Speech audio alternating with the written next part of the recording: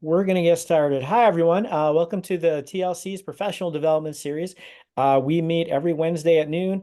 We do this in real time over Zoom. We also record these events for asynchronous viewing. All of our events are awesome. Today is particularly important, so we're very excited that you're here. But please share the link to the webpage that we will post this on later today for your colleagues to be able to make use of this event too. Today's event is actually a need to know event. So for those of you who are looking to get professional development certificates or to become a TLC fellow, and my colleagues will drop that link in the chat as they just have, this is one of the ones we really want you to be at. So we thank you for being here. But before we go further, I want to make sure that we remember to do a land acknowledgement. All right, I'm going to go ahead and share my screen and hopefully sound. Let's see if we can do it. Okay, Don, can you see what I want you to see? Perfect, thank you. Okay, here we go.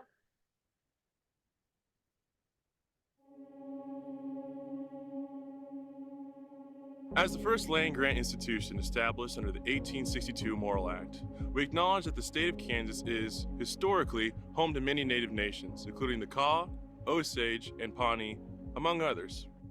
Furthermore, Kansas is the current home to 4 federally recognized native nations: the Prairie Band Potawatomi, the Kickapoo Tribe of Kansas, the Iowa Tribe of Kansas and Nebraska, and the Sac and Fox Nation Missouri in Kansas and Nebraska. Many native nations utilize the western plains of Kansas as their hunting grounds, and others, such as the Delaware, were moved through this region during Indian removal efforts to make way for white settlers. It's important to acknowledge this, since the land that serves as the foundation of this institution was, and still is, stolen land. We remember these truths because K-State's status as a land-grant institution is a story that exists within ongoing settler colonialism and rests on the dispossession of indigenous peoples and nations from their lands. These truths are often invisible to many. The recognition that K-State's history begins and continues through indigenous contexts is essential. Please remember these truths because we still remember.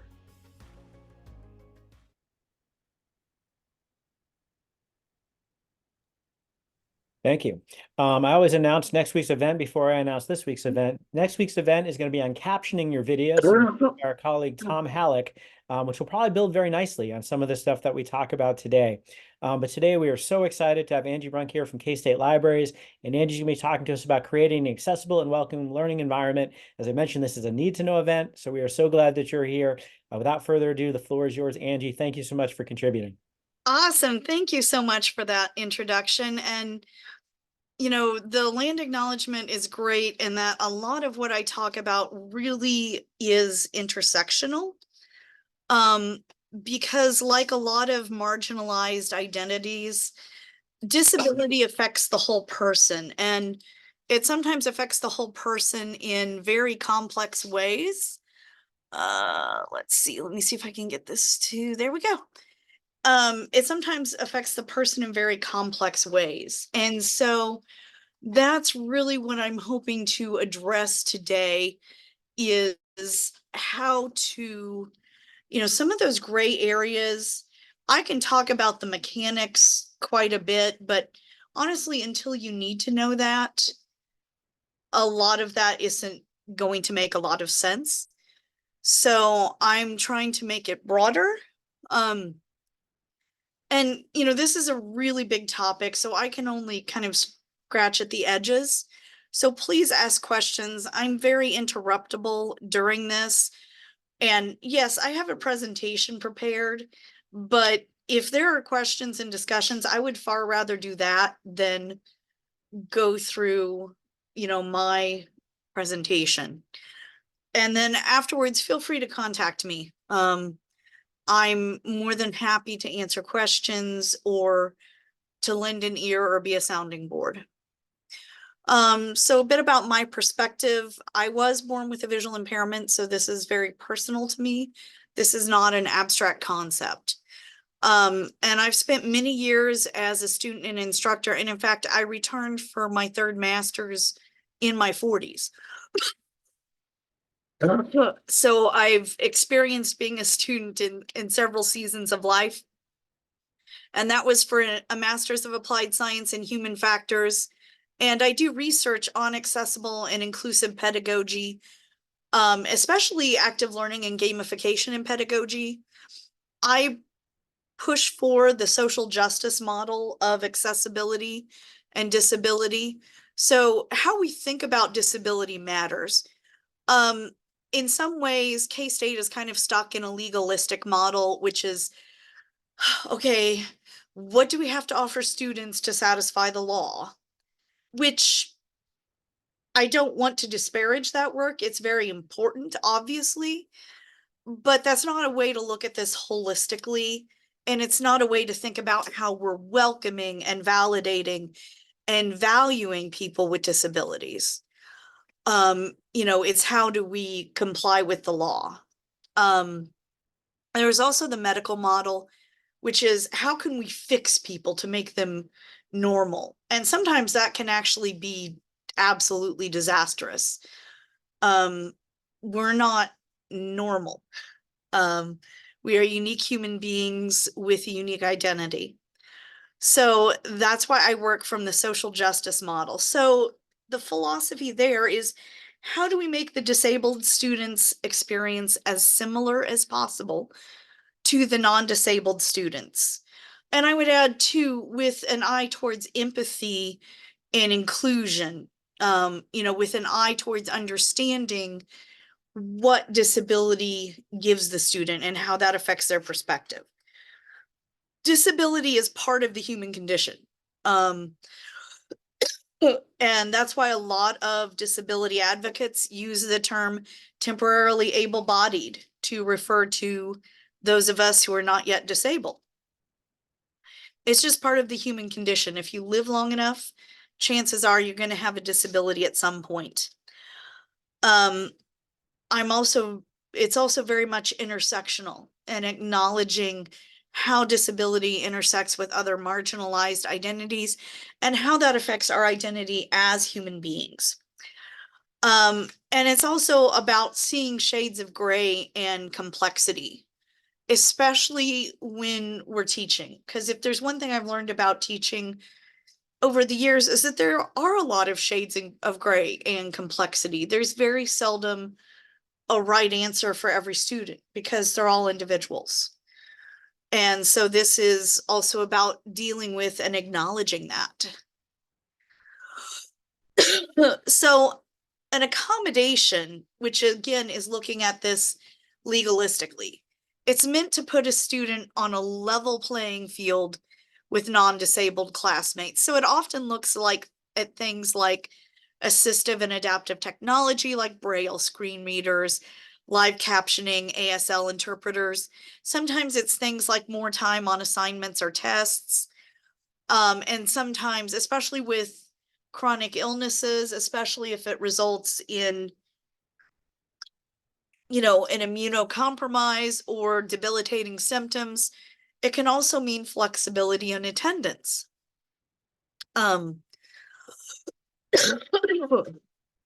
So, why can accommodations be problematic? They can actually be, especially if we're trying to look at disability from a social justice lens.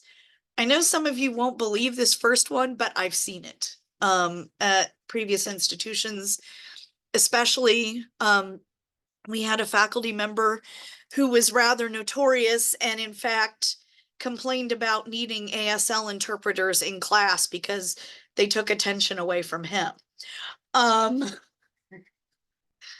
Yeah, I wish I was kidding. So yeah, sometimes you do have faculty members that are not cooperative about accommodations. And depending on how the accommodation is handled, it can set the student apart in a way that can be very uncomfortable. And, perhaps even highlight their disability in a way that makes them seem other. They also tend to be legalistic and formulaic. And they don't account for the realities of different teaching environments and individual variations in need.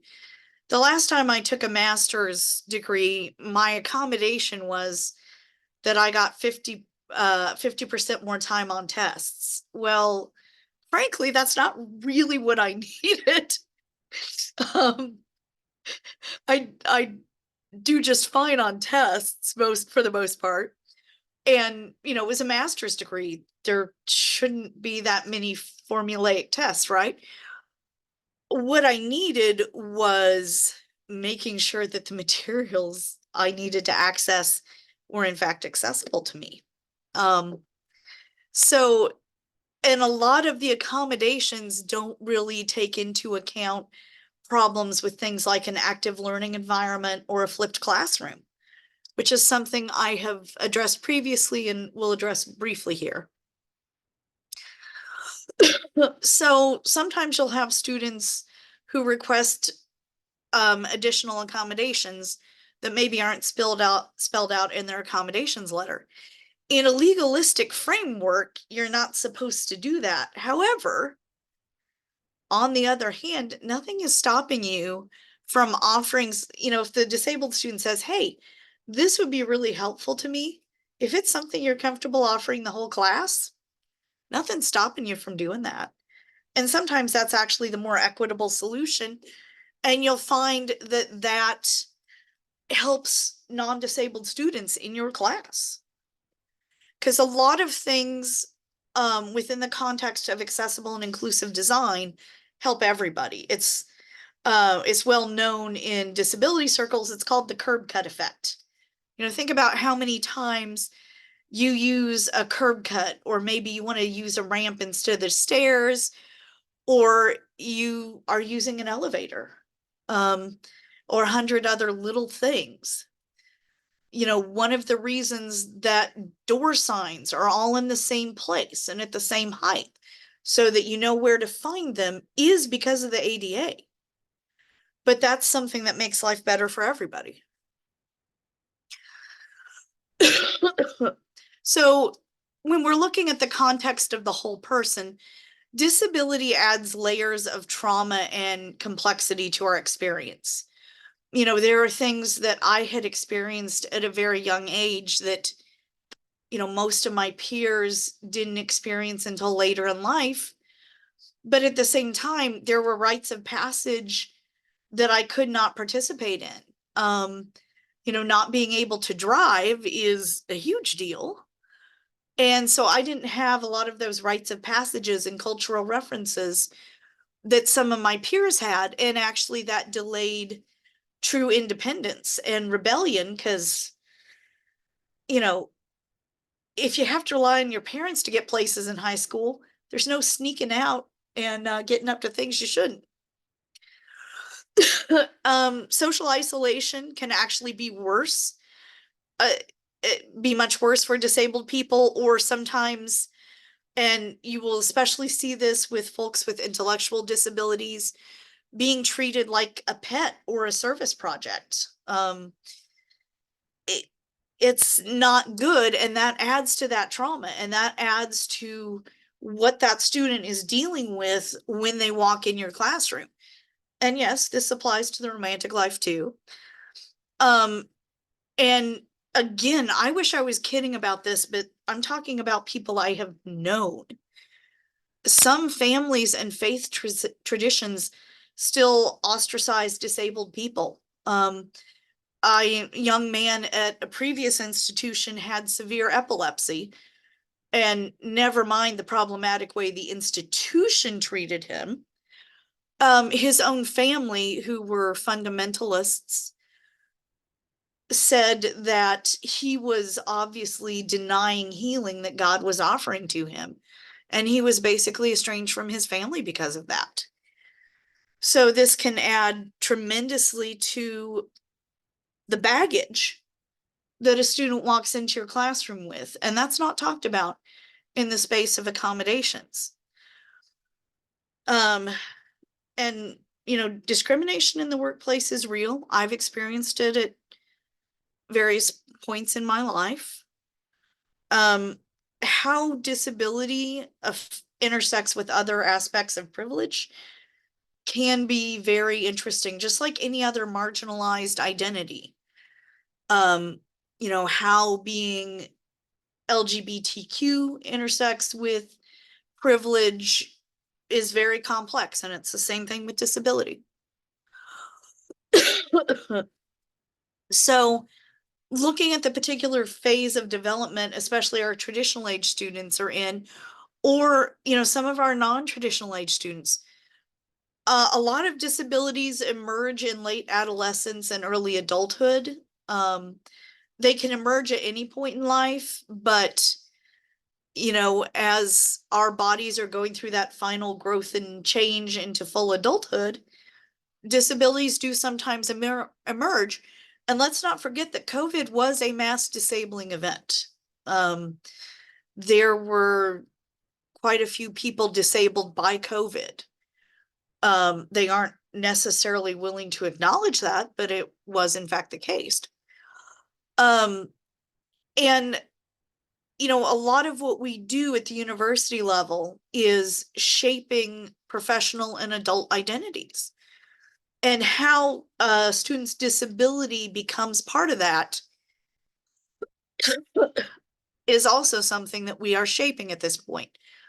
Students who were born disabled are also transitioning from an environment where others advocated for them, especially if there are traditional age students. They're coming from a K-12 environment where they had maybe an IEP or something similar, and other people advocated for them, and now they have to learn to advocate for themselves or take on more of that if they were already advocating for themselves. So those are some of the transitions we're looking at. And, you know, one of the things I want to do with this presentation was take a much more holistic view of what we do as faculty. Because most of the time, our role is not just those 3 hours a week that a student's in our classroom.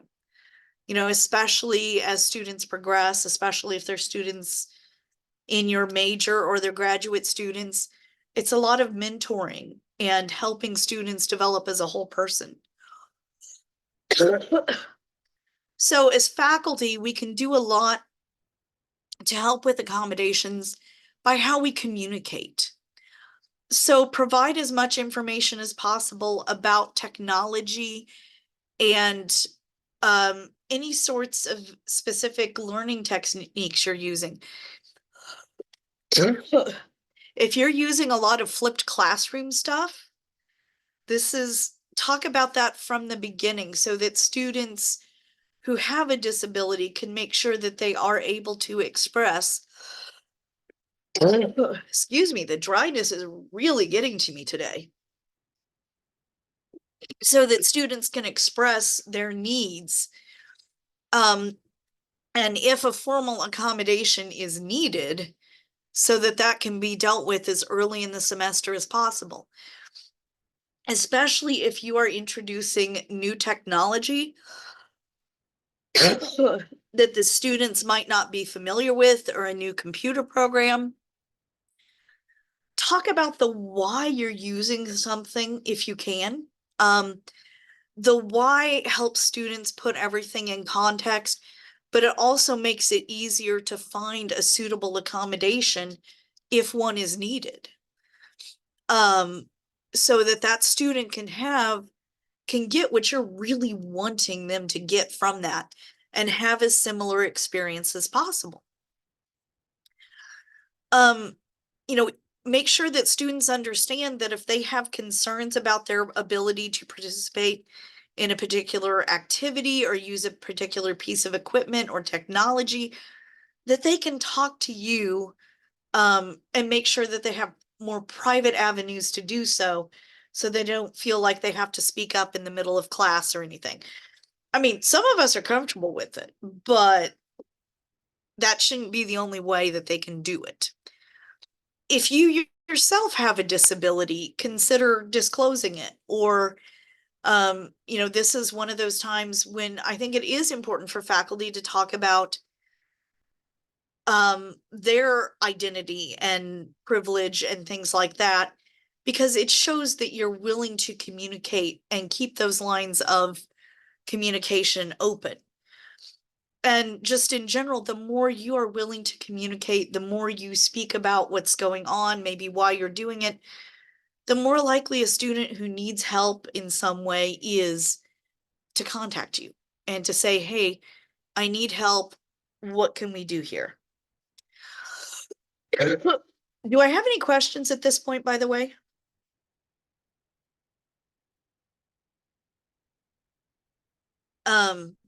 So, there's a lot of flexibility and gray areas. And sometimes, look, disabled students need tough love too. Disability is not a free pass. Again, as similar as possible. The fact that a student maybe uses a wheelchair doesn't change the fact that coming to the library at midnight when your paper is due at 8 a.m. and discovering that you can't find the resources is not a good fit. That isn't affected by someone's disability. And sometimes people have to learn lessons the hard way. I know that I have certainly suffered the consequences of procrastination in my academic life, and I'm sure most of us have as well. So, that's something to keep in mind. Deadlines, within the disability community, deadlines can actually be a controversial topic in academics. So I think as we navigate that as professors wanting to create an inclusive and welcoming environment and all that, one of the things we want to think about is, why do we have the deadlines that we have in a course? And how do deadlines usually work in your field? Now, some of it, we have deadlines because we have a deadline in that the semester is a finite chunk of time. Faculty need to have deadlines so that they can have good work-life balance, or maybe some of us have a disability that means we can only handle so much reading at a set period of time. This is a good way to have that open communication with your students and talk about, how do deadlines usually work in your field? I know I've certainly gotten extensions for conference papers, and in fact, a lot of times they're offered without me even asking. So I think when we're thinking about things like deadlines, we need to be real about why we're doing it and how we handle it, and communicate some of the whys. Assignment formats. I'm one of those who really likes to assign presentations when I'm teaching. And I like to do that because presentations and public speaking tend to be part of any professional role. But a lot of people also do fear it. And from my point of view, getting students used to a little bit of public speaking, some presenting in a very low stakes manner is helpful in the long run, even if somebody is very, very nervous about it. But, and to be fair, fear of public speaking is often not covered as a disability. Now, if somebody has severe anxiety, there is potential for that to be, a disability accommodation. But how often is that going to be the case? So again, think about, why are you using a particular format? Why are you using a paper instead of a presentation, or a presentation instead of a paper? Can you be flexible? And there are some professors who are being much more flexible about the format that final assignments take. And, what would you say to, for example, a student who fears public speaking and presentations? Like I said, this usually is not a documented disability. Now, I'll tell you how I've answered it in the past, and I'm not sure if it was the right way to do it. That's something I've thought more about, which was I said to the student who just told me she was very nervous about public speaking, I said, well, your fear is valid. There's certainly the idea that some people fear public speaking more than death. I'm not going to invalidate your feelings, but I will say that in any professional field that you're looking at, you're probably going to have to do at least some public speaking, and this is really good low stakes way. As a college student, you get a certain amount of free counseling, and this would be something great to work with the counseling center on, because this is probably something that's going to follow you. Now, there are definitely people that say that was not the right way to do it, and I'm not sure that's how I'd handle it today. This was over 10 years ago, but it is something to think about. Why are we choosing the formats for assignments and assessments that we are choosing? Where can we offer students flexibility? And where do we need to bring the hammer down and say, if you are going to be a management consultant, for example, you're going to have to do a lot of public presentations. And here are some tools for working on this particular anxiety. But, if this is really something that's an obstacle for you, maybe we need to think about how you redirect your interest. And like I said, a lot of what we do is mentoring students. So how do you mentor a disabled student in a way that's meaningful and that honors their unique experiences?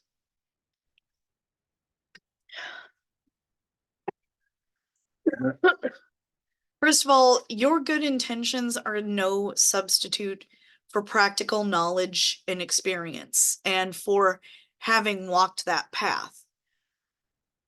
And I don't care how brilliant, how special you think this student is, they're going to face discrimination. That is just a fact of life. And denying that is not going to help that student. Now on the flip side, if you have someone who's really, really pessimistic, maybe you need to pump them up a little. Just like you would with any non-disabled student, you have to match how you handle and how you mentor students to dealing with their individual quirks, traumas, etc. So if you're mentoring a disabled student, please find a disabled person in your field to help give them practical advice on navigating this field with a disability. And if you don't know anyone, ask yourself why. I'm not saying that, you're a bad person or your field is inherently unwelcoming, but it's a chance to take a pause and reflect and go, I don't know any management consultants who are deaf. I don't know any management consultants who use a wheelchair. Why is that? Because we do owe our students honesty. Not being prepared for discrimination is just as bad as expecting it too much. I will say one of the difficulties in a university is I don't think someone should be denied knowledge. Even if their disability would keep them from working in the field realistically, they should not be denied the chance to acquire knowledge. So that can be a very difficult line to walk. And especially how do we strike that balance between realism and encouragement? And honestly, that's something a lot of us do deal with mentoring grad students and PhD students in fields that are crowded. So how do we balance those things? And that's just as true with how do I balance realism and encouragement for a disabled student. excuse me. So, teaching equitably, what are some of the mechanics that I need to look at in the classroom? So we love hot new activity formats, games. I mean, as I think many of you all know, I and my office mate do quite a bit of research on how to make games accessible. And in fact, that's how I really got into accessible pedagogy, was seeing a lot of active learning activities and realizing, oh, these are not good for someone with various disabilities. And especially in the context of library instruction, you might not get a second chance to make a good impression on that student. And you might not have the notice to understand that what you're doing is not going to work here. So, things like the flipped classroom. I've seen so many flipped classroom videos that are heavily visual. Is that actually going to work for all your students? Sometimes I can't even see the important information in the video. A lot of active learning activities, especially if you require students to move around the classroom, can they actually physically move around your classroom if they use a wheelchair or if they need to use some other mobility aid like a walker or a cane? Non-standard classroom arrangements. Like instead of having students sit in a lecture, having them sit at tables facing each other, can they actually access the information that they need in the room and in the environment when you are using these things? And a lot of times this really is not covered in the student's accommodation letter. So the student has to feel safe telling you what their needs are. And think about some of the icebreakers, cultural references, and metaphors that we use. Not everybody is going to have the same cultural frame of reference, and that can be because they're an international student, because of their cultural or ethnic background, or disability. So think carefully about how inclusive is this being, and how can I, make sure that everybody feels welcome and feels valued. Now, on the other hand, don't lean into stereotypes too much. I mean, there are blind photographers and deaf musicians. So the fact that someone's deaf does not mean they aren't interested in music, for example. But it's finding ways to be as inclusive as possible. And some of it is just good, thoughtful pedagogy, like making sure that we're presenting information in multiple formats. That a lot of times being able to see a video or read and hear or something like that is going to reinforce people's learning. And it's a good way to make sure that everybody can access the materials, and can access the information you need. And I'm not saying don't try new things in the classroom, don't try to be creative, don't try to be innovative or anything like that. In fact, I want you to be as creative and innovative as possible. And a lot of times being truly inclusive requires being creative. But be prepared to pivot if you discover that, oh, wait, I thought that this classroom was big enough that, Sally could move around it in her power chair, and you discover that it's not, or the table configuration you need doesn't work. Just be mindful and find ways to pivot, and know having Sally stay put where everybody else moves around her, that's not the right solution either. And in fact, that's one of those things that highlights the disability in a way that can be really, really uncomfortable.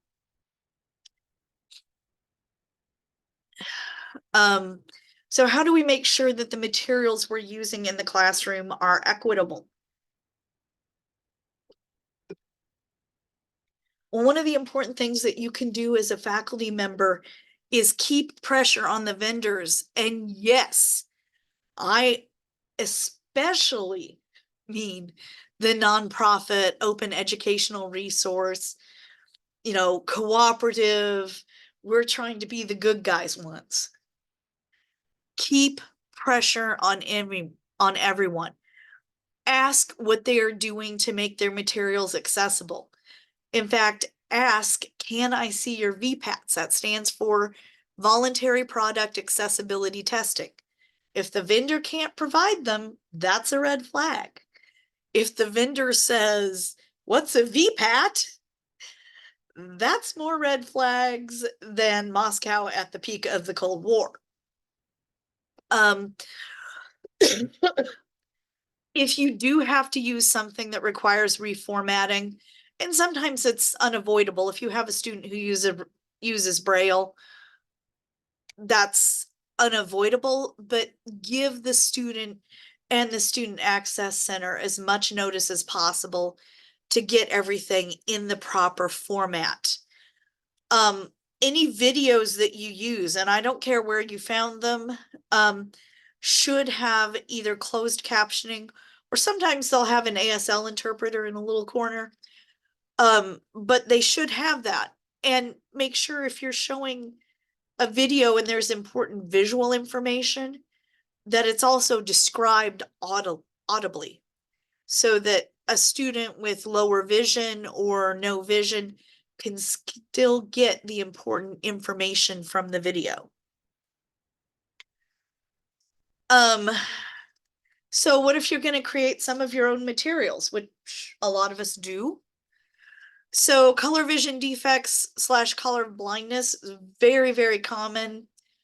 About 8% of men and 2% of women have some sort of color vision defect. The inability to see all color is actually quite uncommon, but some sort of color vision defect is quite common. And in general, males over the age of 45 are going to have changes in their color vision as well. So if you're doing videos, just do closed captioning from the get-go. Depending on how your department has things set up, they might have an instructional designer who can do that for you. Or better yet, when you are creating your video, depending on the tools you use, you can often turn on auto captioning. And those use AI. They're usually reasonably good. They're not going to be as good with higher female voices. And as a soprano, that kind of irks me. And they are a good place to start, but you are going to need to edit them or get with your instructional designer if your department has one. And, again, just make sure your visual information is conveyed some way other than somebody drawing on a piece of paper and filming it, which is one of my pet peeves in videos, actually. And, I would say, I know sometimes we do want to create our own materials because we have a unique perspective or something unique that we want to teach. But if you have to choose between creating something that's not accessible and using something that someone else created that is accessible, always err on the side of accessibility. We don't have to reinvent the wheel for everything.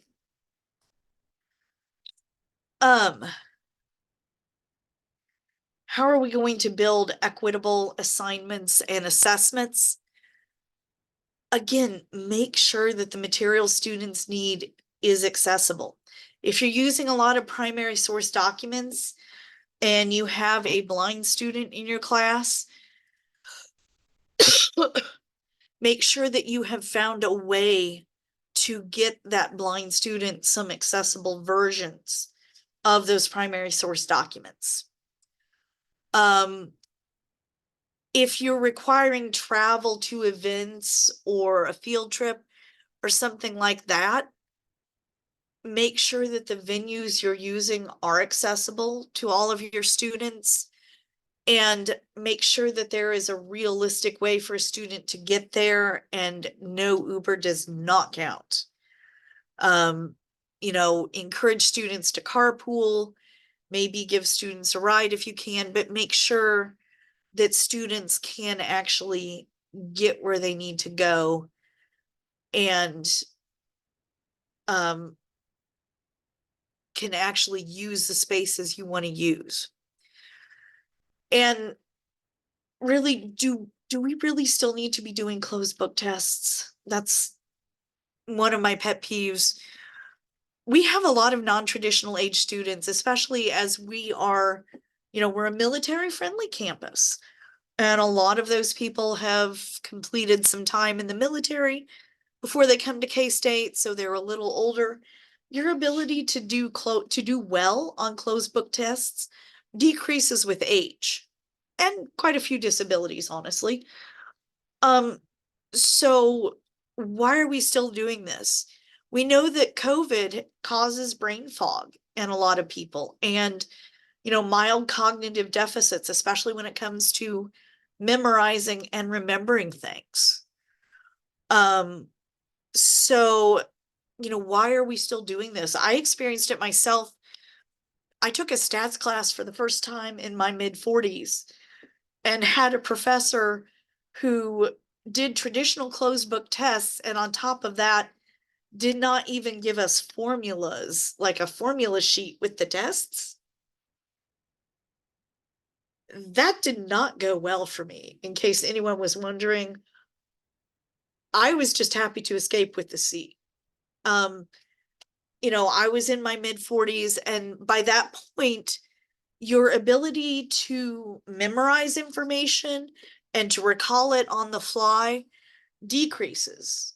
It's not a matter of laziness or not good study habits. Closed book tests are not as good as we age. Now, we make up for that in other ways. And there are a lot of disabilities for which a closed book test is a bad idea. I know there are certain instances where you might just need to memorize something in a particular field, but I think as faculty, that's something we can really be mindful about, and really think about whether or not this is something we actually need to do versus something we're doing because it's tradition. So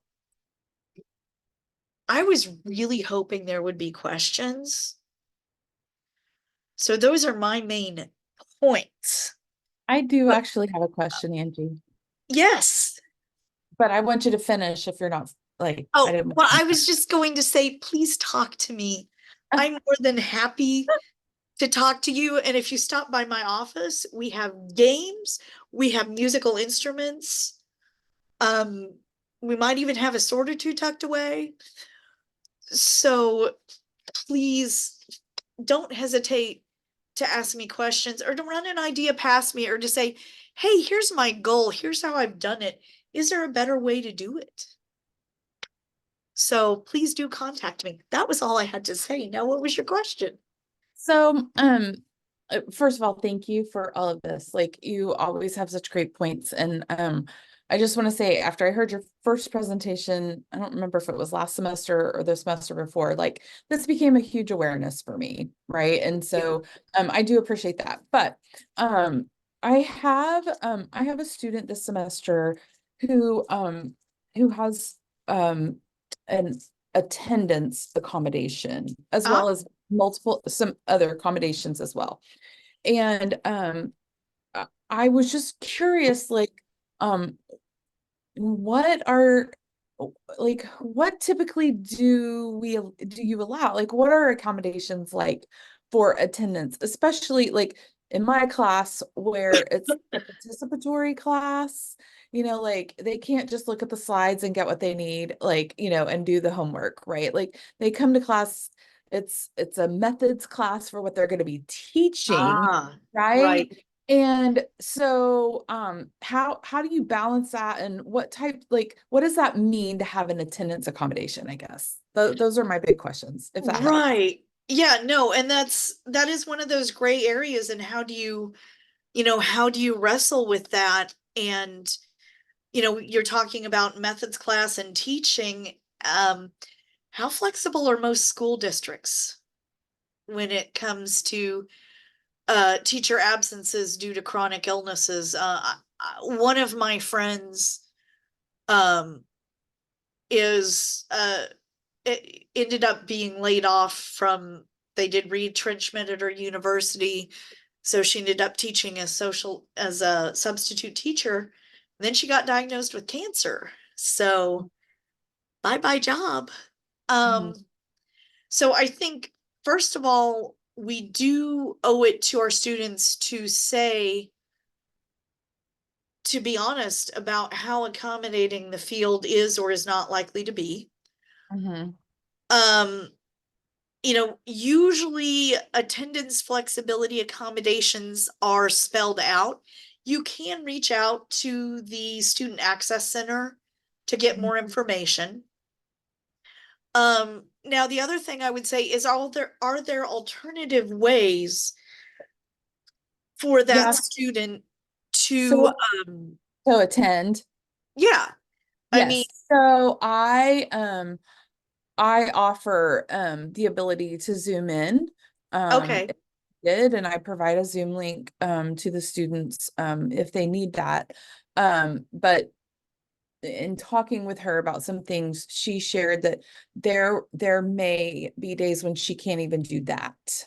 And so, I mean, like, and I'm gonna be honest with you, like, my first question when I was, as I was talking with her and reading through the page from Student Access Center, is like, if she's having this kind of trouble, like, how is she going to be able to be a teacher and meet the needs of attendance and teaching, right? Like, kind of like you said, like the demands of the right, job.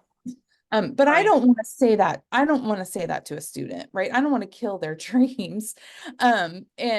But it is a realistic thing. But I guess that's my big question is, they can't make it to class, they can't make it to the Zoom. Like, Right, what she was, one of the things she was asking is like, well, how many times can I Zoom, or how many times can I miss? Like, and I wasn't prepared. I don't know how to really answer that, because I mean, right. I would want people to be flexible with me if I had a similar condition, but I also would recognize, like, how it could impact things. So I don't know. Yeah, no, it is very complicated. And, one of the things is, I don't know if this is a permanent or temporary disability, Mhm. because, say pregnancy, I know can certainly I make would some autoimmune conditions I would just, tell you it's pretty permanent from the okay, diagnosis. sure. So then I think you owe it to the student to be honest about, hey, this is how things often work. This is how inflexible a lot of school districts are. And the reality is, I don't know how, my mother was a K-12 librarian, media specialist. So I know, and she was very heavily involved in the union. So I knew how things work from a labor perspective. And that, look, in the first 2 to 3 years, they can get rid of you because somebody wakes up in the wrong mood. And that's just that reality. And when it comes to discrimination, it is very easy to erase the serial numbers, as it were, and make it look like something is not discriminatory, especially in a situation where you have somebody with, say, a probationary period. Now, on the other hand, are there other things that this student could do with a teaching degree? Like, I know that there are public online schools now, and maybe she could be steered towards that as a potential career path. Or, are there other ways that she could use teaching expertise and knowledge in another career?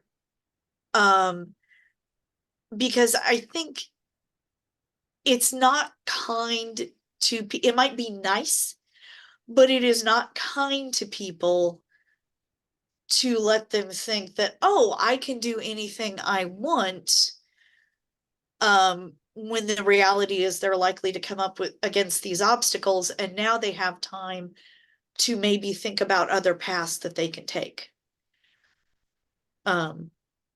Does that make sense? Yeah. Yeah. But yeah, no, I recognize the dilemma, and it's not clear cut. Thank you. I have a question for you. Yes. So I teach a standardized course. I actually teach standardized public speaking. It's so many sections. There's so many, like, it is as similar as possible when we try to. And one of the main criticisms that I have of that is that it is not equitable for students who have such a heightened degree of communication apprehension, who are so fearful to the point where it is not in their best interest to demonstrate their skills in those Right. particular ways. So I want to ask, even just generally, not even just public speaking specifically, but generally for standardized courses, what would you suggest for strategies to approach, be it within your department or program or unit, or within the classroom, to make that as equitable as possible? Right. No, and that's a very interesting question. So I think, standardized courses is, and I've participated in some, are, there's a committee or a group that is designing them. So when you are designing them, you have to be thinking about accessibility from the beginning. This can't be something you tack on at the end. Now, my first thought is that student less afraid of submitting a video? Is that an option? And, if their anxiety about that sort of communication is so great, now public speaking is required for certain majors and fields, right? It is required in the state of Kansas for every student. Oh, For communication studies majors, it must be 3 credit hours, but for everybody else, it's at least 2. okay. Okay, no, that's great. I went to Baker for my undergrad, so it might have been a little different since that's a private school. But yeah, I think then, okay, so it's required for everybody no matter what. So can you offer the option for the student to submit it as a video? Can you offer the student the option to do their presentation for just you? That would be a step at least, and it would at least acknowledge their fears. But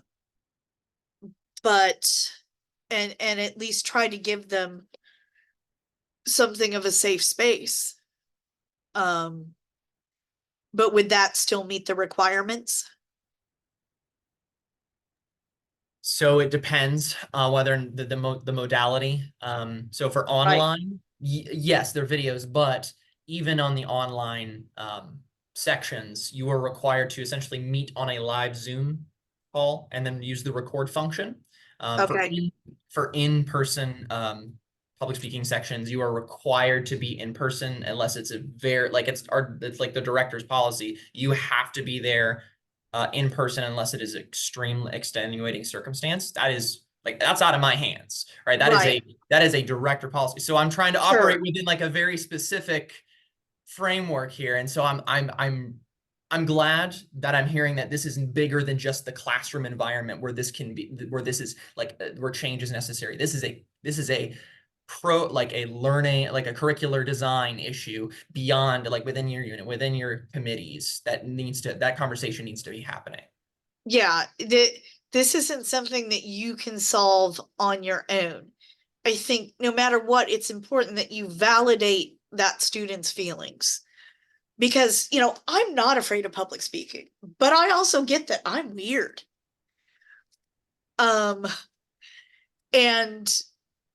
So I think it's very important to validate that student's feelings. It's very important to offer whatever accommodations you can in terms of, and it's important to take this up the food chain and talk to your director. Now, have you suggested that that student contact the Student Access Center? Because in certain circumstances, it could potentially rise to a disability. But then of course you do have internalized ableism, and you have a lot of people who are, well, I'm not disabled. I can't do that. But you know, there might be ways to work around it within the context of, okay, try to get that student to the Student Access Center as well. Does that give you what you need for now? Because I know I can't answer this question completely. Oh, I didn't expect you to. No, this is a big issue that I'm very glad that you're presenting today, because I wanted to bring this up and just to be like, aha, I'm not losing my mind over here. Like, this is bigger than just me in my classrooms, right? This is a systemic thing in not just public speaking classrooms, but beyond Yes. those. Yes, it's very much a systemic thing, and it's something that we need to look at changing culture. It's not just, you know, if I do X, everything it's okay. It's not. We have to look at changing culture. Thank you. Appreciate it. Thank you. All right. Hi, Andy. Sorry. Hi, that was a great presentation. That was really nice. My name is Kelsey, and I am an assistant professor in fashion studies, which is a highly visual major, if you can imagine. Right. So, yes, and I do a lot of, I teach a lot of the like computer courses, like Photoshop. I do a lot of Photoshop work, and I do make my own videos. That is, I feel like it's really helped my students, give them time and space to get through content instead of trying to follow along in class and get lost and get stressed. Sure. But I was just wondering if you had any other suggestions for such a, everything, you know, has like a visual to it. Do you have any suggestions for a field like fashion studies? Oh, sure. So first of all, I love fashion. I don't know how well you can see what I'm wearing, but You look you know, great. Huh? A+, you look great. Thank you. You know, actually, in my case, my visual impairment gives me a stronger sense of color than most people have. Oh yeah, I bet. Do you see contrast better? Yeah, I'm hugely light sensitive, and in fact, I get migraines because I'm a phakic. I have no lens in my eye, and your lens actually has a slight yellow tint, so I see colors more vividly. Oh. But you know, there's more to fashion than just color. There's texture, there's structure. Oh, absolutely. And in fact, there's a lot that visually impaired people can do with fashion. So, you know, the more description you can give, like, this is what this print looks like, this is why this is appealing, you know, the more accessible it becomes. You know, why do you have such tiny florals on this print when nobody can see that they're little flowers unless they're right up close, right? But there's a reason for that. You know, there's a reason for that ditzy floral print or for a big floral print. And there's a reason that those choices are made. So the more that you can explain that, the more you can explain what people are seeing, you know, from different perspectives and why that's chosen, the more accessible that's going to be. Does that make sense? Yeah, just adding, I think, more descriptors overall instead of relying just on visuals makes a lot of sense. Yeah. Yeah, thank you. All right. So Angie, I'm going to interject to say we are about at time, and I hope everyone in the audience will join me in thanking you for a wonderful presentation. I think that one of the things that I get caught up in sometimes is the logistics, and I think you kind of coming back to the spirit and the perspective beside it was really inspiring. So I really enjoyed your presentation. I want to remind everybody that we'll have this archived on the TLC website probably later today. So please point your colleagues to this. This is a need to know event if you're looking to earn a professional development certificate or to be a TLC fellow. Next week, we're going to have a presentation by Tom Halleck about captioning videos, which obviously relates to this topic and builds off this nicely. It's almost like we built this series with a little bit of a scaffolding going on. It's amazing. But Angie, we are so indebted to you and your contribution today. Thank you so much for your work. All right. Thank you very much. And everyone else, thank you for making some time for us on your Wednesday afternoon of this very chaotic beginning of the semester. Hopefully we'll see you next week, 12 noon, or asynchronously. You can watch us. But thank you for making space for us today. Have a great rest of your day.